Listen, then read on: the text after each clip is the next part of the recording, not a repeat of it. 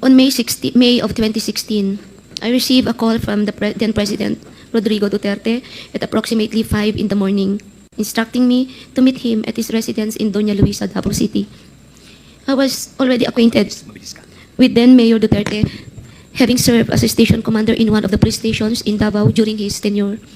During our meeting, he requested that I locate a PNP officer or operative who is a member of the Iglesia ni Cristo, indicating that he needed someone capable of implementing the war on drugs on a national scale.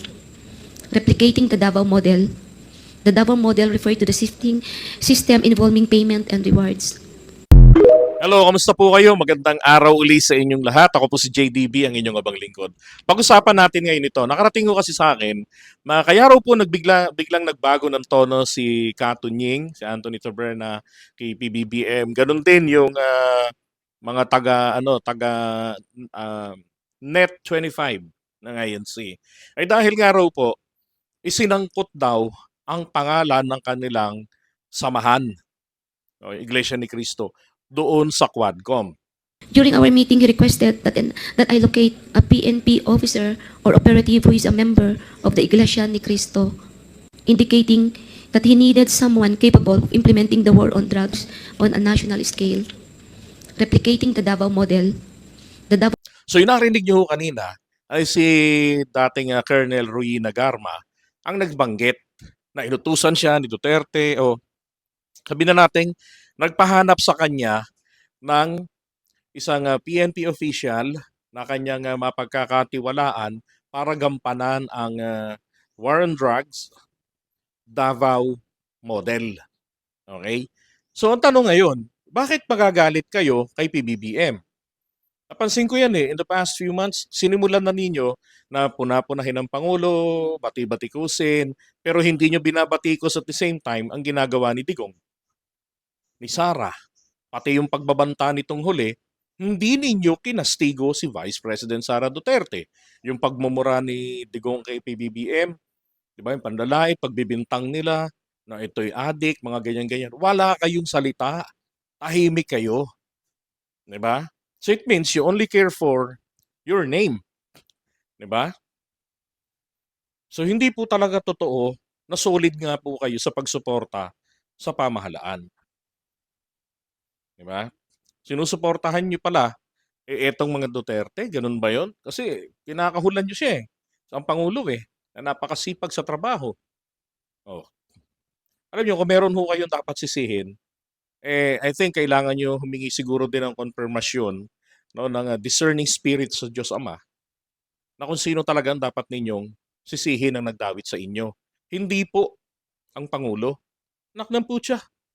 Quadcom yan Legislative Department yan Kahit na sabihin pa natin na ang leader doon ay si Speaker Martin Romualdez na pinsang buo ng Pangulo, but technically, separate entities yung dalawa. Hindi yan makokontrol ng Pangulo. Oh. Na para siya ang pagbintangan ninyo, na siya ang nagpautos. Di ba? Kasi sino ba ang nagbanggit? Roy Nagarma. Paano yung pagkakasabi? O, May 16 na tayo, tinawagan siya ni Duterte, magkita sila sa kanyang apartment. Tapos doon sinabi, mahanap ka ng isang police officer o PNP officer na miyembro ng Iglesia ni Cristo. Pero hindi naman binanggit sa kanya kung bakit miyembro ng Iglesia ni Cristo. Ito pa. Tingnan nyo ha. So yun pong mga EGK na naging resulta noon na pinahawak kay Colonel Leonardo, nagresulta po ito ng hindi maganda. No? And take note, Iglesia ni Cristo member, ang kanyang tagapangasiwa sa kanyang Davao style o Davao model na war on drugs. So inyo sanang napansin bakit walang ginawa man lamang si Duterte na anumang investigation para ito mahinto? At wala rin man siyang, di ba?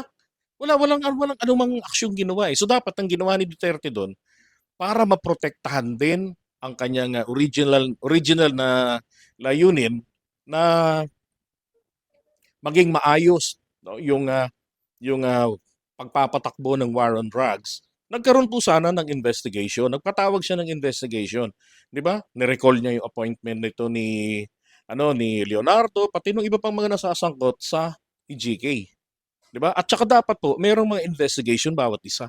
Wala ho siyang ginawang ganung aksyon eh. Oh, 'di ba? Alam niyo kayong mga Iglesia ni Cristo, dapat nga kayong magpasalamat pa sa Quad Committee. Bakit?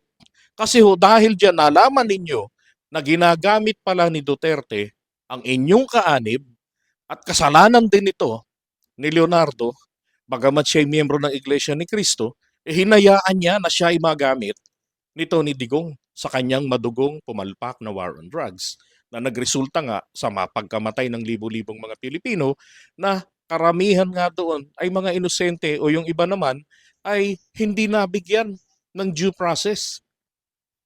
'Di ba? So hindi niyo ho dapat kursunadahin ang ating pangulo na siya yung sinisisi. At ngayon kunwari kayo ay sumang-ayon sa kanyang kalooban na ayaw niya ang impeachment na i-file ng Kongreso laban kay Sara Duterte. O paano ngayon yan? Hindi nga kayo nag-react dyan. If you are indeed in solidarity with the President, edi sana nung pagkasabi ng Pangulo yan, ay nag-react na kayo kaagad. Nagpatawag na kayo ng rally na tayo'y nakasuporta sa sinabi ng Pangulo sa kanyang bagamat ito'y kanyang personal na opinion at sana kinundina nyo yung ginawa ng inyong kapanalig na si Katunyeng, Anthony Taberna, na nilik ang conversation ng Pangulo. Kahit sabihin pa natin na merong isang kongresistang Judas, no, na ipinakita sa kanya yung kopya ng message ng Pangulo via SMS or via Viber or what, 'di ba? Hindi niya dapat ito kinunan ng kopya para ipakita sa madla. Oh. At halata naman po namin talaga na under pressure ninyo ang Pangulo dahil hindi na siya makaimik para paimbestigahan sino ang naghudas na mag-leak. At hindi rin po kumikilos ang Department of Justice, hindi rin kumikilos ang taga-Data Privacy Commission o ang NTC para matrace, malaman sino ang salarin dyan. Di ba? Kayo, hindi nyo kinastigo rin ang pagbabanta ni Sara Duterte sa Pangulo. Oh, di ba? Tapos itong inyong mga anchor dyan sa Net25, o yung mga tropa ni Marcoleta, di ba? Kahit na mali-mali na yung, dapat kinakastigo nyo rin si Marcoleta eh. Bakit?